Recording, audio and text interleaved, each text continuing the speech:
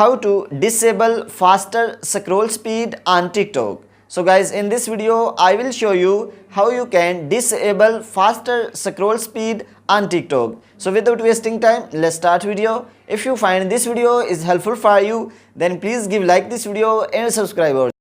To disable faster scroll speed, so firstly open the TikTok. After this you can see profile at the bottom right corner, and then you can see three lines on the top right corner. After this click on setting and privacy. So after click on setting and privacy, here is the option of accessibility. So click on accessibility.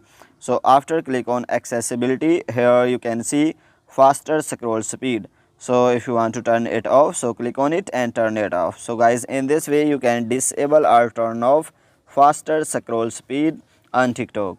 If this video is helpful for you, then please give like this video and subscribe our channel. Thanks for watching.